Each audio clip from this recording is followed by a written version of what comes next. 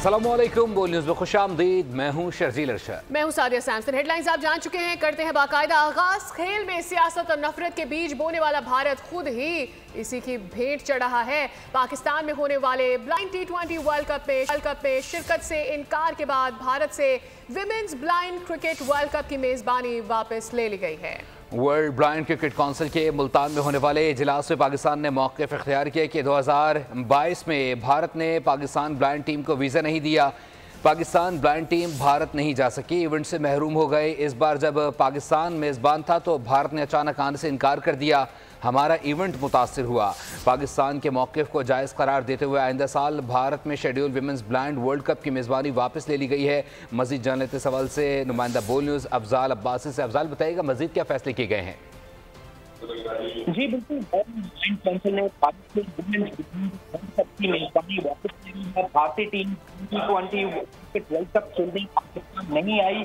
इसी वजह से जो है वो आज वर्ल्ड ब्लाइंड काउंसिल का जो इजलास था मुल्तान में हुआ, जिसमें भारतीय टीम ना आने पर उनसे ये मेजबानी वापस ली गई है। और वर्ल्ड ब्लाइंड काउंसिल का 26वां इजलास जो है वो मुल्तान में हुआ, जिसमें 7 ममालिक ने शिरकत की, जबकि भारत, इंग्लैंड और न्यूजीलैंड के बोर्ड्स ऑनलाइन शरीक हुए।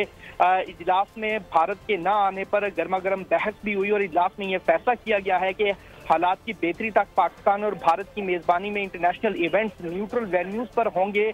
और इजलास में पाकिस्तान ने मौक़िफ़ इख्तियार किया कि 2022 में भारत ने पाकिस्तान ब्लाइंड टीम को वीज़ा नहीं दिया था, जिस वजह से पाकिस्तानी ब्लाइंड टीम जो है वो भारत नहीं जा सकी थी और वो इवेंट से महरूम रही थी। और इस बार जब पाकिस्तान मेजबान है T20 blind cricket world cup का, तो भारत ने अचानक टीम को भेजने से इनकार किया, जिसकी वजह से जो था वो इवेंट मुतासिर हुआ। और इजलास में पाकिस्तान ब्लाइंड काउंसिल के सख्त मौक़िफ़ के बाद आइंदा साल भारत ने scheduled women's blind world cup की मेजबानी वापस ले ली गई है। जबकि फैसला किया गया है कि जब तक दोनों ममालिक में सियासी कशीदगी बरकरार है, पाकिस्तान भारत अपनी सरजमीन पर कोई इंटरनेशनल इवेंट नहीं खेलेंगे ताकि कोई मसला ना हो सके। जी बहुत शुक्रिया अफजाल अब्बासी अपडेट करने के लिए। आइंदा साल भारत में schedule women's blind world cup की मेजबानी वापस ले ली गई है। पीटीआई एहतजाज में शामिल अफराद इंतहाई तरबियत याफ्ता थे। इनकी सलाहियत पुलिस एलीट से भी 3 गुना ज्यादा थी। डीपीओ अटक डॉक्टर गयास गुल ने न्यूज़ कॉन्फ्रेंस में सब बता दिया। उन्होंने बताया कि मुजाहिरीन ने पुलिस पर बराह रास्त फायरिंग की। गिरफ्तार मुजाहिरीन से आंसू गैस के शेल्स मिले हैं। इनके पास मास्क थे, लाठियां थी और असलहा भी पकड़ा गया है। 89 मुजाहिरीन ऐसे हैं जिनका पाकिस्तान में कोई रिकॉर्ड ही नहीं है। हमारे लिए इंसानी जान, बेगुनाह बंदे की जान, पुलिस वाले की जान जो कि हमारे बच्चों की जान है, वो किसी भी रूल्स, रेगुलेशन, अथॉरिटी, ऑर्डर्स, अना से बहुत ऊपर है। लेकिन अनफॉर्चुनेटली दूसरी तरफ अना इंसानी जानों से बहुत ऊपर थी। पंजाब पुलिस ने अपना खून बहाया है आवाम को बचाते हुए। अभी तक जो हमने 1150 मुलजमान का डाटा भेजा फॉर एनालिसिस, उसमें से ये 89 उस 1150 में से निकल आए हैं जिनका कोई डाटा पाकिस्तान में मौजूद नहीं है। इनका ना कोई बायोमेट्रिक है, ना इनकी कोई बल्दियत है। अब ये जो है ये सारे बंदे ये इंतहाई प्रोफेशनल, इंतहाई ट्रेंड, ये सो प्रोफेशनल हैं कि इनकी ऑपरेटिंग स्पीड जो है वो thrice the speed of our elite commandos है। दूसरी तरफ से कोई कसर नहीं छोड़ी गई कि पुलिस वालों की जान जाए। और हमारी रेस्ट्रेंट देखें कि एक बंदा इंजर्ड नहीं है मुजाहिरीन का अटक की हदूद में। इस्लामाबाद पर चढ़ाई के बाद पीटीआई को नाकामी हुई। पीटीआई वाले बुजदिली से भागे। रहनुमा मुस्लिम लीग नून तलाल चौधरी ने कहा है कि ये लाशों का झूठा बयानिया बना रहे हैं।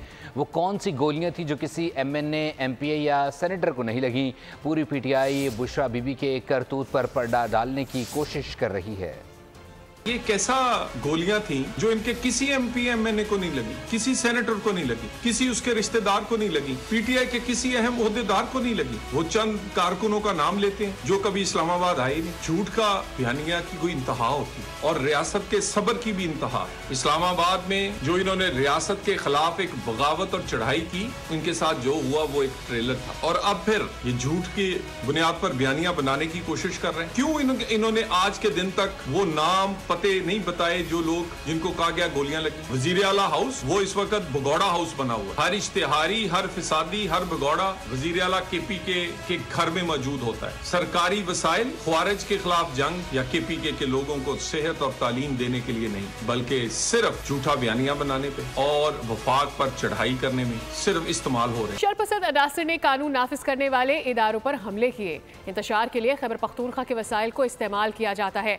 बैरिस्टर अकील मलिक ने कहा कि तहरीक इंतशार बार बार इंतशार फैलाने की कोशिश कर चुकी है। बानी PTI ने मुल्क व कौम को नुकसान पहुंचाया है।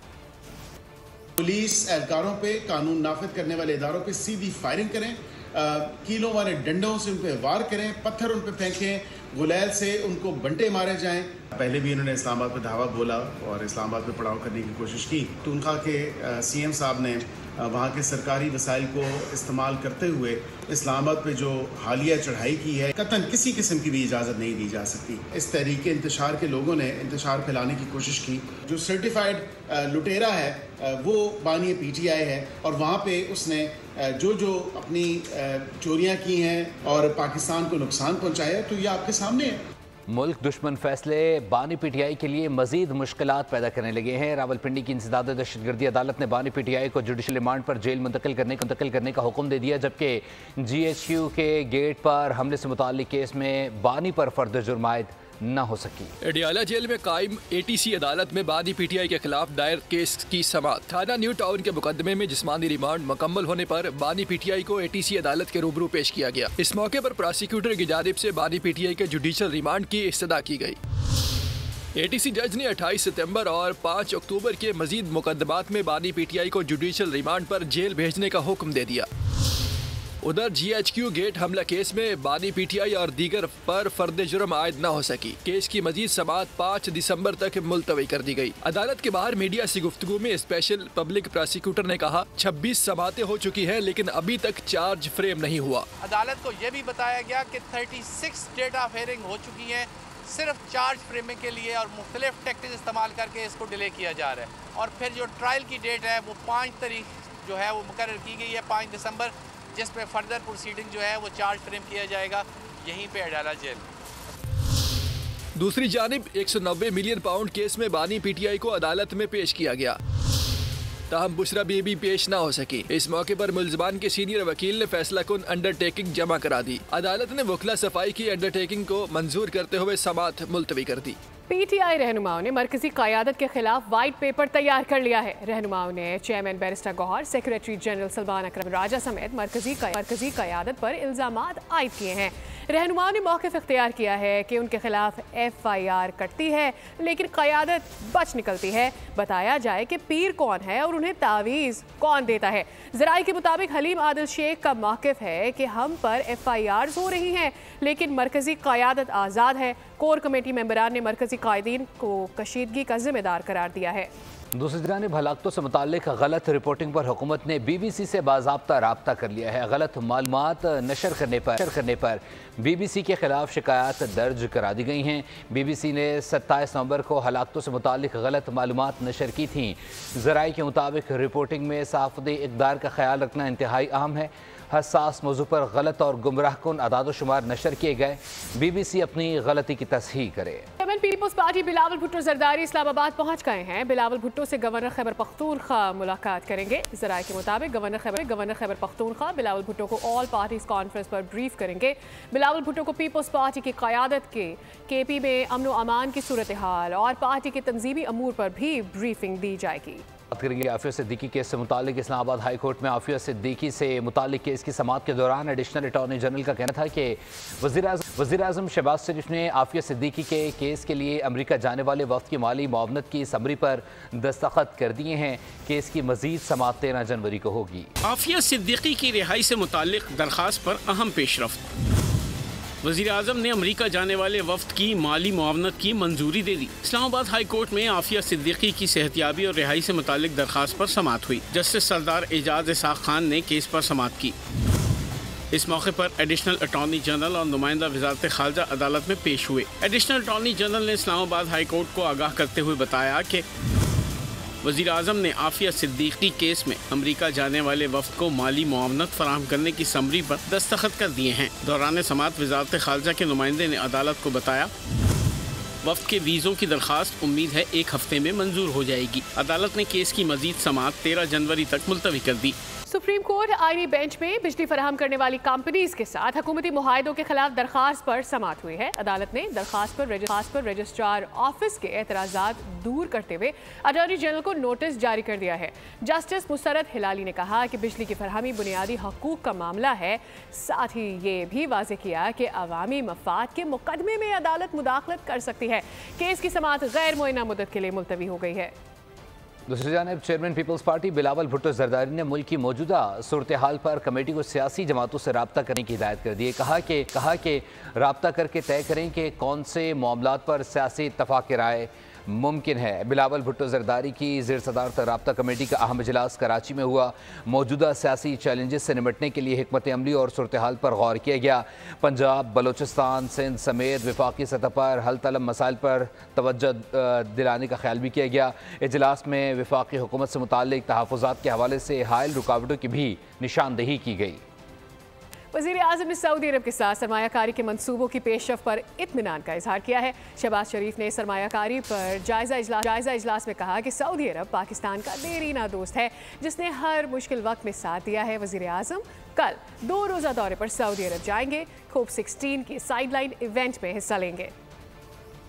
38% से महंगाई 5%, जबकि पॉलिसी रेट 22 से 15% पर आ गया है। प्राइस कंट्रोल कमेटी अपना काम कर रही है। कौमी असम्बली की कायमा कमेटी खजाना के इजलास में वज़ीर खजाना ने बताया कि IMF के इस प्रोग्राम को आखिरी प्रोग्राम के तौर पर ले रहे हैं। जब तक बढ़ती आबादी पर काबू नहीं पाएंगे इस्लाहात बेमानी रहेंगी। दूसरे नंबर पर सबसे बड़ा मसला मौसमियाती तब्दीली है।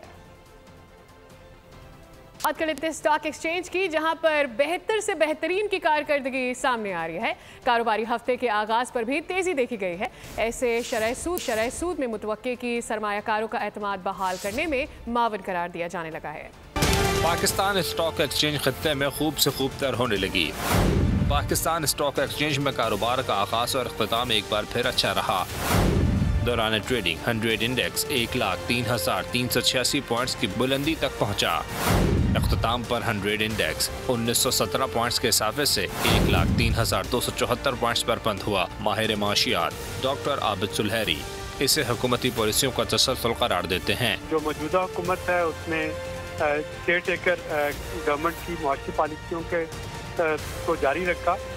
एक मैक्रो इकोनॉमिक इंडिकेटर जो है वो बेहतर हो रहे हैं। दिन भर मजमूई तौर पर 461 कंपनियों के शेयर्स में कारोबार हुआ।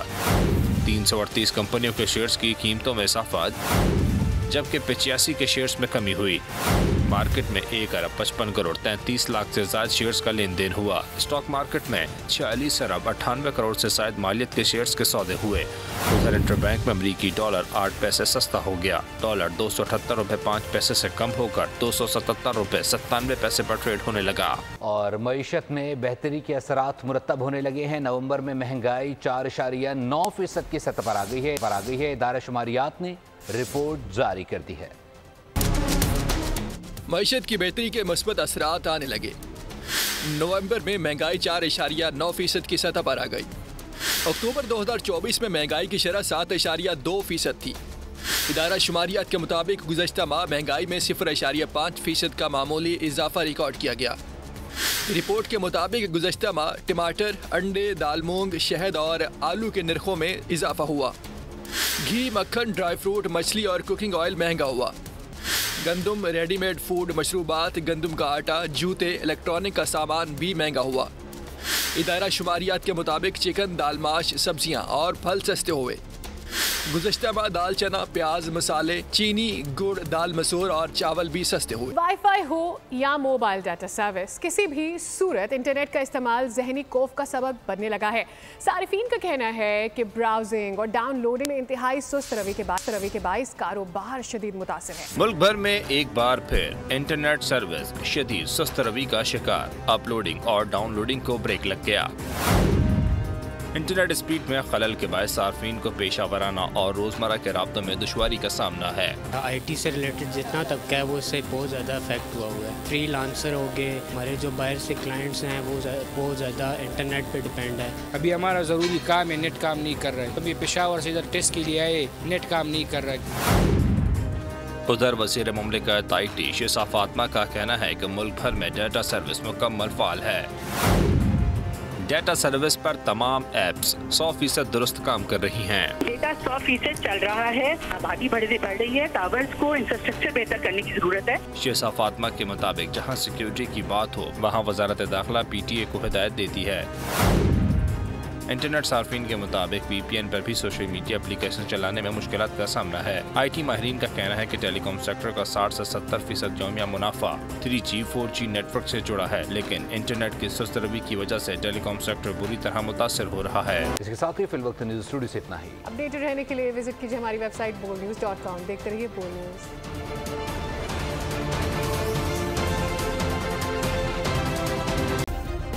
सब्सक्राइब करें और बेल दबाएं ताकि कोई खबर रह न जाए।